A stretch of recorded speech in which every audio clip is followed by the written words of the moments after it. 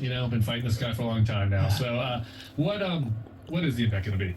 What is this guy Well, we wearing know around his neck? for sure. Is that a pearl Let's just necklace? be real here. Being a convicted felon, 34 counts, having to be sentenced 4 days before the Republican convention, this is not good for Donald Trump. This is a big problem for him. And it's a problem for him across a couple of vectors. Number one, we've talked about this. The group that is that Joe Biden is struggling with the most right now are people that just aren't paying that close of attention. There are people that if you just that don't get their news from cable or from shows like this or from the newspaper, they're getting just social media inputs. And you know, is it going to have an impact on those people to hear that Donald Trump has now been unanimously convicted of business fraud, of defrauding the country with lies about his affair? I just, you have to think that it will impact some of them. Will it impact all of them? Are there some people out there that might come to Trump's defense? Sure, this isn't a 100-0 thing. But on balance, I think that if you're just looking at the core groups of people, the people that have low engagement, this is going to break through. The first time a president ever been convicted, if they might not know much, the day to day of everything that's going on in Gaza, or everything that's going on in these trials. They might not know Judge Merchan's name, but they're going to know he was convicted. That's going to matter. And then the other group that we talk about a lot, these softer Republicans, the college-educated Republican types, the Nikki Haley types, they are more engaged. So they're more familiar with the merits of the trial. But there's a certain percentage of them that they're conscientious. It's like you've got. What a load of utter nonsense. Now, I'm going to focus primarily on the characterization that this is going to have a big impact. Because he does kind of bounce back and forth. At some point, he kind of suggests that, he doesn't know how much it's going to impact, and it's kind of vague. But then he then specifically quantifies big impact.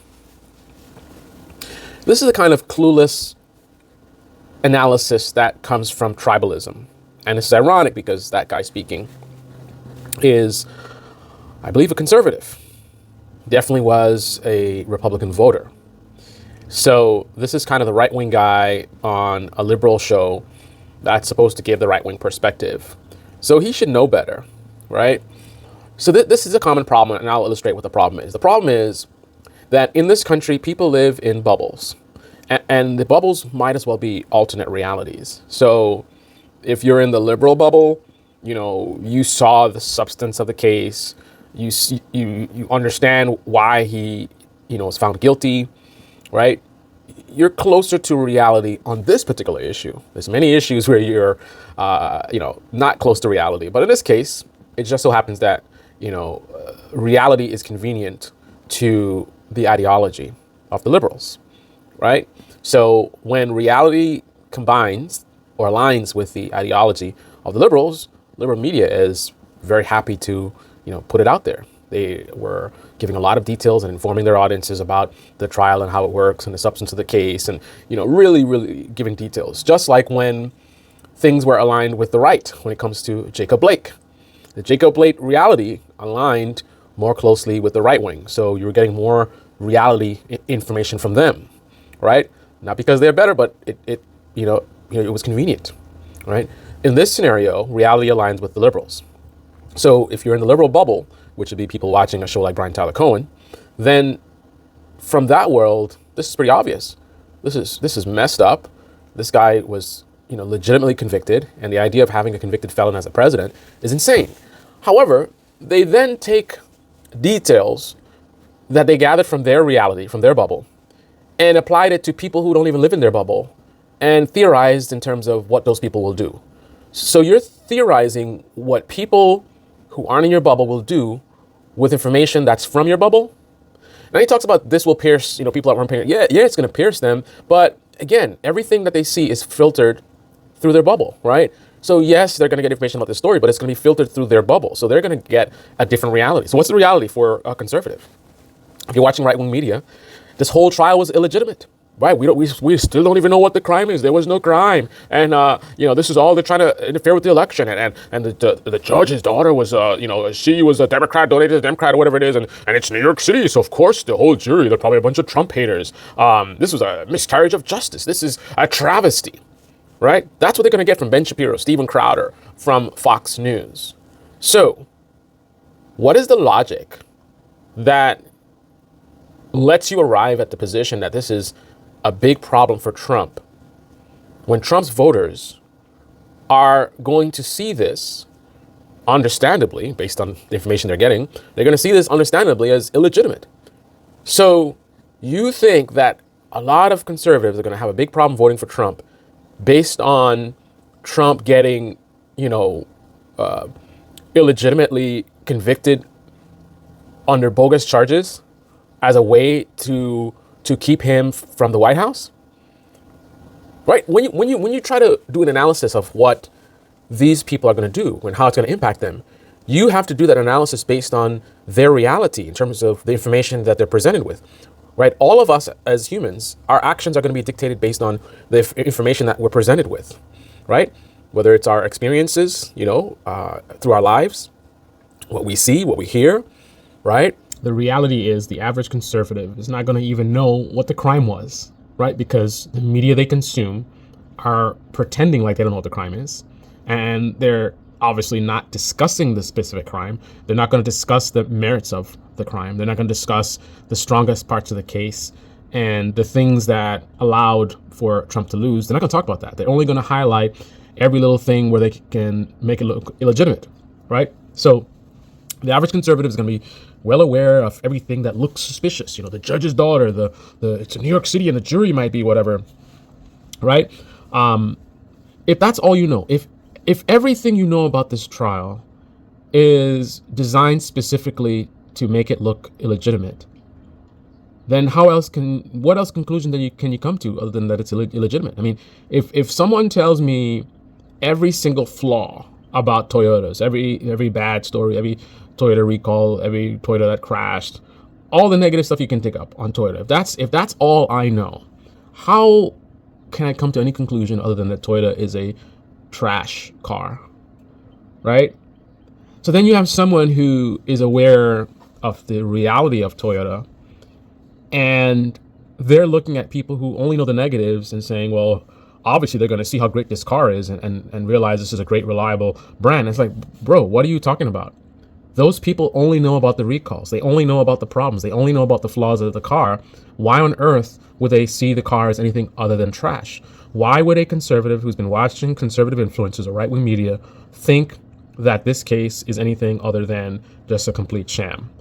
Like, what would be the basis of them coming to any other conclusion other than that? So in one bubble, this is all a joke. It's fake. It's election interference. It's made up. There's no crime. We don't even know what the crime is. On the other side, it's all legitimate. This is law and order. This is justice doing its thing, right? So to evaluate how this will impact each side, you have to look at the information presented to each side and therefore consider what each side's beliefs are. And I believe if you were to poll, conservatives, overwhelmingly, they're going to say this is bogus. This was nonsense. What is a crime? Basically, they're going to parrot the talking points presented to them by their thought leaders, these savage opportunists in right-wing media, and the online influencers and the establishment GOP, right? The average conservative is going to literally use the same words and rhetoric that's been presented to them by these elites. You're not going to see many conservatives that are going to have a unique perspective, that are going to be using even different words. I mean, you could hear what these people are saying, and you could paraphrase it, but more times than not, they're going to use the exact same words presented to them by the establishment. Open borders, right? Israel has a right to defend itself. I mean, there's a reason why people are literally using the exact same words presented to them by the establishment. I mean, we're all different. We're all unique people. We have different educational backgrounds, different ways of communicating. But when you see people just literally using the same exact words, I mean, that's indicative of something, right? Well, regardless, I don't think this is going to have a big impact on Donald Trump, not in a negative way anyway. I mean, also consider the fact that his donations have gone through the roof. His base is energized more than ever right now because they see him as a victim, right? And they're not coming after him. He's just standing in the way. Like they believe in all of that stuff. So how on earth is this a big problem for Trump? Boost in support, boost in money, right? And then also further justification for any insanity that he wants to do if he wins, right? If he wasn't convicted, if this thing just fell apart and he won the presidency, it would be harder for him to go too far in extremes in terms of whatever craziness he plans on doing. But now this conviction, not only to me, it pushes him further towards potentially winning, but also it's going to give him sort of a blank check in terms of his people are going to be more willing to accept insanity on his part because they're going to believe it's like retaliation. It's kind of like, well, they did it too. And, you know, he's actually fighting for them. He's trying to stop the corruption and he's trying to save our country. Right. So I think they're going to accept more extreme behavior from Trump based on their perception of what just happened. I mean, wouldn't you?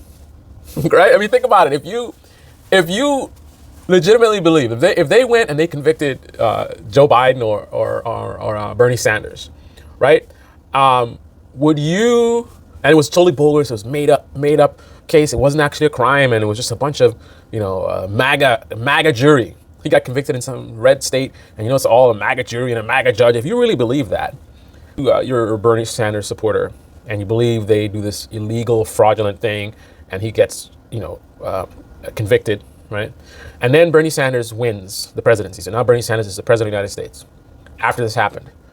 And he tells you, he's going to go to war to destroy the corrupt DOJ, right? Because if you believe that happened, like the DOJ is so corrupted that they actually went and he said he's going to clean house, right? He's going to get rid of all these corrupt people that are anti-American, that are defying the Constitution, that are just rogue.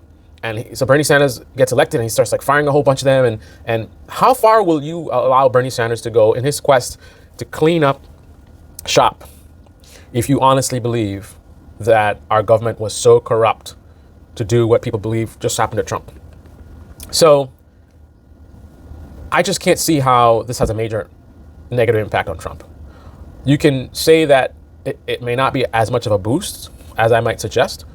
I would say fair argument, but I just don't see how you can make an argument this is a major negative. I mean, Trump's already so capitalized, not only in the donations, he just did a press conference, so he's getting even more of a platform. More people are paying attention to him and his grievances, and I mean, come on, guys. Ryan Tyler Cohen. But this is what you do when you are on a path that leads to being able to interview the president of the United States. I mean, Tim Pool tried the same strategy, it worked for him. He just interviewed Donald Trump, right? When you're so partisan, when you're so much in a bubble, when you pander to the audience so much for so long, and you stray away from being too critical of your own side, that pushes you all the way to the top, interviewing the president of the United States. And now he's on MSNBC. Well, if that's what it's all about for you, it's about the money and the fame, good job. But if you actually care about this country, you might want to rethink some of the things you're doing, Mr. Brian. This is Debate Me channel. Debate Me in the comment section below. Click on the like button, subscribe, smash that bell. Be well.